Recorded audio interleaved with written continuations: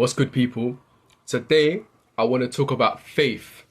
If you remember one of my last videos, about 2 days ago, I talked about Jacob in Genesis 27:41.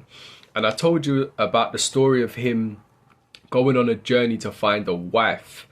And he had an encounter with God. A dream where he saw a ladder going from the heavens to the earth and angels ascending and descending upon it. And he had the revelation that, this God is at this place. And God said to him, I'm going to be with you on your journey and I'm going to make sure you're safe. Everywhere you go, I'm going to be with you. I'm going to make sure you get back to your homeland safe and sound. And Jacob said, all right, if you do all of that, I'll follow you. I'll let you be my God, right? And I ended on two kind of questions. Why would God bargain with anyone? And two, why would he choose Jacob? Because Jacob was a man who didn't believe in or know God. I got the answer. But first, let's learn a little bit about Jacob, right? Just to put it in a bit more perspective. It says in my Bible, no other Bible character teaches more clearly the conflict between the lower and higher human nature than does Jacob. This younger of twins grew into a man of many weaknesses. Yet his story also shows clearly that he was a chosen instrument of God. Two big lessons come through Jacob. 1. Family and cultural problems can shape much of our lives' troubles. 2. Fellowship with God has a miraculous transforming power. Because Jacob was born hanging on to his brother's heel, because they were twins and Jacob came out after holding on to his brother's foot basically, he was given the name that means deceiver or supplanter. And he took advantage of his brother Esau's carelessness and bargained him out of the birthright.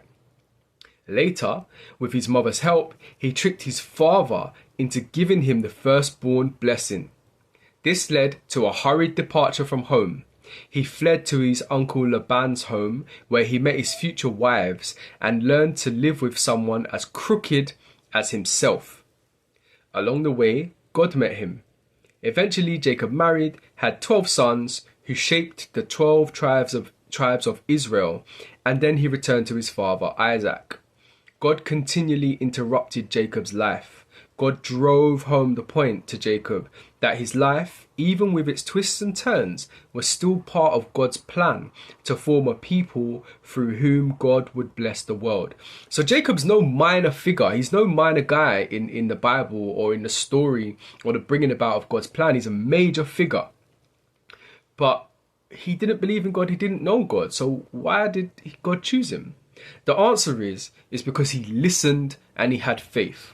Some people are very religious. They do the church every Sunday. They do the prayers every how many times a day, fasting, all of that. But God isn't looking for robots that just do what he says and do everything on some schedule and that. God is looking for people whose minds and hearts are open to him, so that when he speaks to them, they listen for one, and then they act on it. They have faith. That's all that God is looking for you to listen, hear something that's like, you know what, I'm not sure, but I'm going to take a leap of faith. God is looking for people who are going to take a risk, to go to a land that they've never been before, to try a thing that they've never done before, to speak to someone that they don't know, to go somewhere that they're not quite sure about. He's looking for people who are going to say, do you know what, I don't really know about it, but something's telling me that I need to do this. I need to go. I need to take a leap of faith. And I'm going to prove it to you with scripture.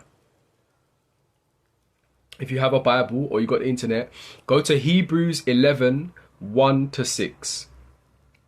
So Hebrews chapter 11, verse 1-6. And it says, now, faith is the substance of things hoped for, the evidence of things not seen. And people in churches and Christians always, in my opinion, misinterpret this, myself included, until now. I didn't get it until now.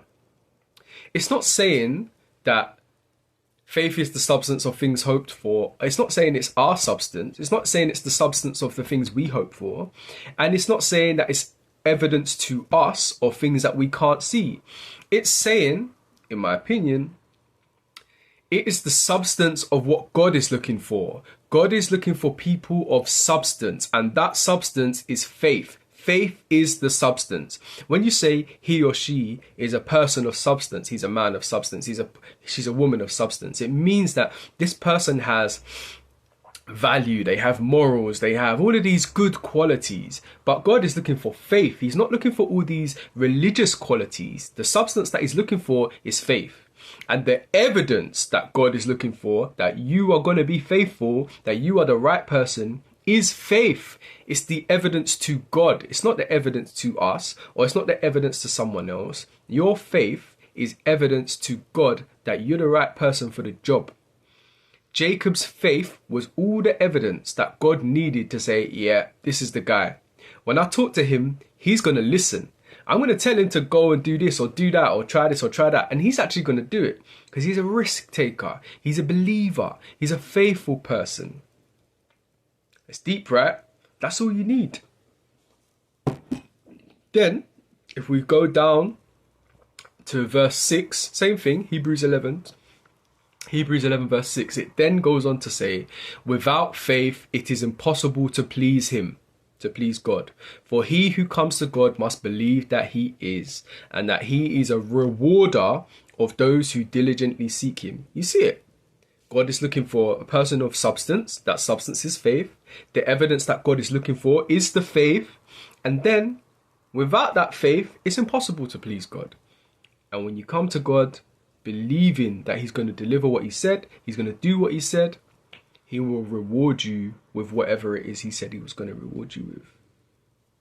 All right. That's all I've got for you today. I hope you found it interesting. Let me know what you think. Leave a comment, a like, subscribe, or whatever it is on whatever platform you are. And I will see you in the next video. Peace.